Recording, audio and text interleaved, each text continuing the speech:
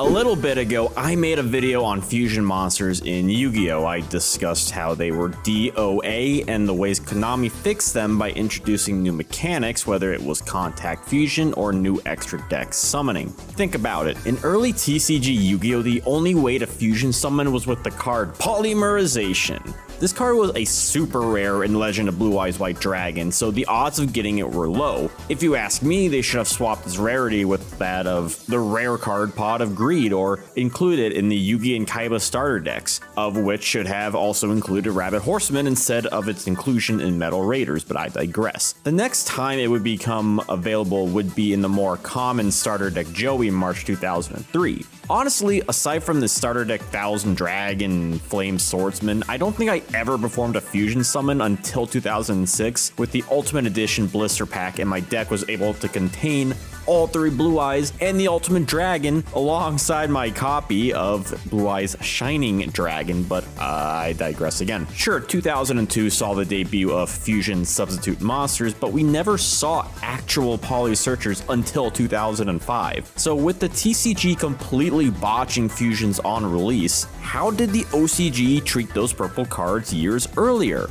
And also a quick huge shout out to History of YG01 for being my OCG guru, making sure all this is accurate and worded optimally.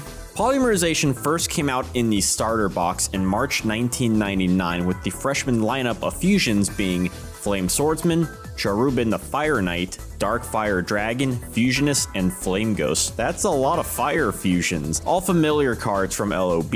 Makes you wonder why the TCG didn't follow this method to make Poly an easy to obtain card early on too. It's important to note that when this came out, the game was still being played by the original rules, meaning fusion summoning worked differently. You still had to have your materials to perform the action, just with the caveat being you needed all monsters on the field to actually fuse. Yeah, and in this rule set, you could also just normal summon a high level monster without tribute. You could also use the newly released Raigeki to get rid of opposing monsters or simply defend with Aqua Mador. This made the effort to get out Flame Swordsman a poor choice considering its materials never passed that 1100 attack barrier. Plus, you could only use one magic card per turn, so if you decide to fuse, then that means you can't activate Fissure or Dark Hole. The expert rules, which are more in line to what we know nowadays, didn't exist until May later that year. Hey everyone, this is Jesse from the Janjo Zone. So here is this amazing sponsor for today's video is Tokyo Treat. I got two boxes this time. This is one more than last time, so I'm really excited about that. This is Tokyo Treat and Sakura Co. Now, I have chosen very specific items I want to try out because there's so much here that I can't try everything. So I have to be very specific about the treats I want to try. But if you want to get even more bonus items for these boxes, then you can use code Hanami for Sakura Co to get additional items or get $5 off your first box of subscriptions using code Janjo for the Tokyo Treat box. So let's start out with the Tokyo Treat items. Oh, that smells good. That smells very strawberry. It's like a wafer cake. That's really good. And you still have time to get these boxes. These boxes are still available for this month, so make sure to get them when you can. Next up, we got these IG curry fries, chips. Ooh, that smells very curry. I do like curry though. It's a very strong smell. So if you like that really strong like Indian curry flavor, these might be for you. That is a firm fry chip. Next up, we got these amazing Kit Kats. I love my flavored Kit Kats. Sweets is my only weakness. That and Yu-Gi-Oh cards. These are banana caramel. Wow, I thought this entire time I thought it was banana cream. No, it's actually banana caramel apparently. It smells like one of those banana moon pies if you ever had one of those. You get that sensation of both the caramel and the banana. I've never had anything banana caramel before, so this is like, whoa, hold on a second. If you're into more like weird Kit Kats, I would definitely want to try these. All right, now we're gonna try some of the Sakura Co treats. So again, if you use the code Hanami, you can actually get bonus items on your Sakura Co box. So this is a Sakura cream gaufrette. I am American. but it looks pretty good, so I wanted to try it. Very crunchy, but good. If you like crunchy snacks, I don't know how you can go wrong with Sakura box. Especially this month. This is a Sakura season. They got so much very colored and thematic goodies. It's very aesthetic, and as you know in the Janjo Zone, I am one aesthetic mother effer. All right, next up we got this Mame Mochi. Now there's other stuff here like tea and stuff, and like ramen, which I would love to try, but look, I gotta get the goodies first. I've never had anything like this before. It's so unique. There's another reason why you have to get these boxes. I mean, where are you gonna find stuff like this? Like monthly, sent right to your front door. It's amazing. All right, so the last thing I want to try today is this Yugioh roll. This one I was really interested in trying. It's probably like the most, this and the Kit Kats I was like really super into wanting to take a bite out of. The aroma's amazing. Holy crap. That might be the softest cake I've ever had in my life. That's absolutely amazing. So yes, Sakura and Tokyo Treat. I have plenty of other descriptors down below if you want to help support the channel and get some goodies in the meantime, so definitely do it while supplies last. Towards the end of March would be Volume 2 with some new fusion monsters. Now we start to see a split from the TCG with some familiar faces, and others would have to wait to be imported until many years later, like Zombie Warrior, Camion Wizard, and Mavelus. Unfortunately, we're still running into the same problems as before with weak fusions and weak materials in a not-so-kind rule set. Plus, you have to consider that Volume 2 included Mystical Elf and Spirit of the Harp, which made high defense monsters, stats that Flame Swordsman cannot attack over, more available. Post-Expert Rules era and later that May would be Volume 3 with a much more powerful fusion in, no, not Barox, rather in Gaia the Dragon Champion. Gaia is notable for having by far the strongest attack of any fusion monster at this time. This was quite a strange time because this was before an official limited list. This lack of a list meant cards like Raigeki and Dark Hole were unlimited, yet also Pot of Greed and Monster Reborn.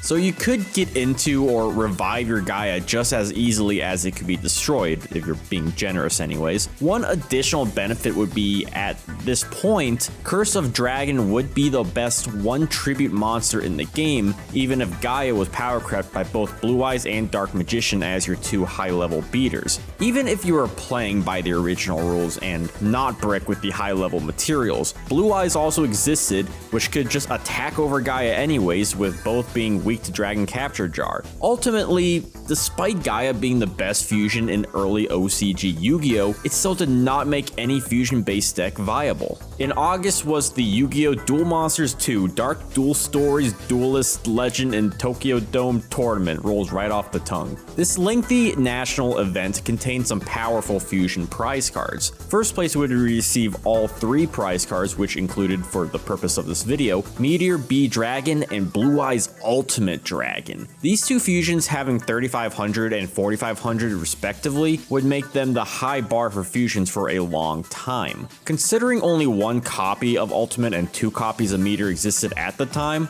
the meta would not be impacted by these cards. At least they would get a widespread reprint a year later in Premium Pack 3. Skipping straight to September's Volume 5, we would get a beefier fusion monster that is known as Beaskull Dragon. Beaskull would be of notice as its 3200 attack means it could beat over pretty much anything available at the time. Blue Eyes White Dragon never stood a chance. Joey would be proud. It helps that one of Beaskull's fusion materials, Summon Skull, which was released in Volume 4, would be viable in many decks for its commendable level 6 and 2500 attack. Like Gaia the Dragon Champion, Beaskull didn't see immediate play despite its overly high attack due to its other material, that being Red Eyes Black Dragon, being another brick like Gaia the Fierce Knight. November would mark Volume 6 and another important fusion monster, Musician King. From the outlook, this light spellcaster may not seem of any use with this measly 1750 attack. So let's take a look at its fusion materials real quick. Lady of Faith is another weak light spellcaster that you must run for king. The other material is the newly released Witch of the Black Forest with an effect that reads, when this card is placed in the graveyard, add one monster with 1500 or less defense from your deck to your hand and shuffle your deck. When first released in the OCG, both Witch and its partner Sangan could trigger their effects when sent from the hand to grave, rather than what it would be later changed to specify from field to grave. So Musician King being weak wasn't the point. It was to trigger Witch's effect to get a search without wasting your normal summon and to have a monster on the field via special summon, meaning you still had your normal summon to use, say for that searched Gemini elf. If you then use Monster Reborn, then you're looking at a healthy 3 monster board, which was rare for the time. You could also use a great draw card in Graceful Charity to not only dig in your deck for those fusion materials, but to dump those recruiters as another method for material retrieval. Out of the Witch's exploits, Musician King was a fair card even if the format was dominated by Exodia. Booster 6 on December 1st, 1999 would be the big fusion set of Series 1 OCG. I'm talking about fusion support like Searchers and Substitutes. Now you can fuse with monsters in place of the listed materials, making fusion decks more malleable. We got 4 in this set: Goddess with the Third Eye, Versago the Destroyer, Beast King of the Swamps, and Mystical Sheep number 1. And because of poor wording, instead of using one sub and one listed material as intended, there was a common misconception that you could use 2 fusion subs as both materials, as the cards read as, this card can be used as a substitute for one fusion material monster. With just one fusion sub alone would make the Beast Skull deck better since you didn't have to run a brick like Red Eye's Black Dragon. Fusion Sage could search Polymerization for free, Monster Eye can bring back a poly from grave to hand which saves you a Magician of Faith use, Cyber Sign can special summon any fusion monster from your fusion deck at a hefty price, and Gale Dogra lets you send a fusion from the fusion deck to the grave by paying 3000 life points. The idea is to revive said monster, yet you can't revive a fusion monster that wasn't fusion summoned properly initially, right?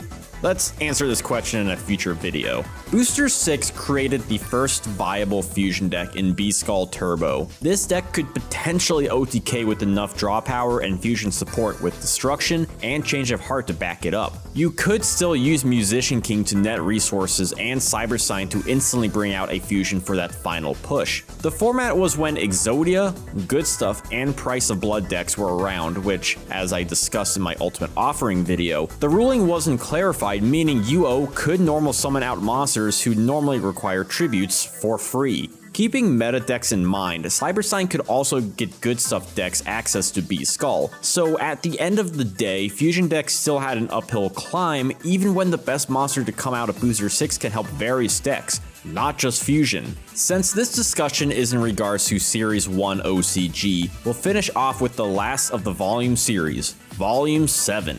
The main cards here would be Thunder Dragon and Twin-Headed Thunder Dragon. By using one Thunder Dragon, you could search 2 from the deck, allowing you to get Twin's fusion materials right away. As such, you didn't need to rely on fusion subs for Twin, and even if you didn't need to fuse, Thunder Dragon could act as discard fodder for cards like Graceful Charity and Tribute to the Doomed, or tribute over an opposing monster after using Change of Heart. Or you could tribute off of that recruiter on your field. You had options. By the end of Series 1, while never a top deck, fusions went from a questionable mechanic to being injected with more than enough support and viable fusion monsters to create a solid tier 2 deck, which is fine considering the powerful top tier deck Series 1 was known for. Moving into Series 2, the fusion deck fell off completely for a couple years due to a number of reasons. Hand rip cards could get rid of your fusion materials turn 1, the deck destruction deck would also potentially mill all of your useful cards, and general power creep as the game went on in more controlled waters in terms of the game finding its identity.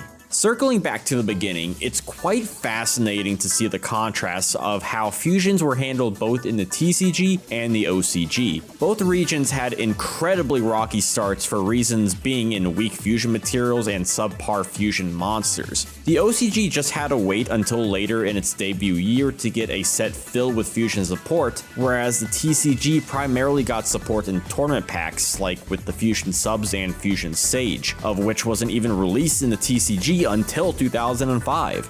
Monster Eye would only see a worldwide release in the 2010 and 2011 World Championship packs. In regards to the DM era Yu-Gi-Oh, we would only see tier-worthy fusion decks in Scientist FDK and Goat Control, which is a shame given it's the game's first extra deck mechanic, because the fusion deck is one of the most nostalgic parts of old school Yu-Gi-Oh, and it's easy to tell just how the 5Ds era corrected, or in some ways overcorrected, itself upon the following extra deck mechanic. So next time you play an older format, consider picking up a fusion deck, whether it's Metal Dragon Turbo, Steingate, Horus Control, or something in that intermediate period before Magic Ruler where Critter met TP1 and you started running Bakuri Box Clown Control, Labyrinth Tank Cannon Burn, and oh, what's this? Is that twin-headed Thunder Dragon and Beast Skull Dragon? Earth is truly round.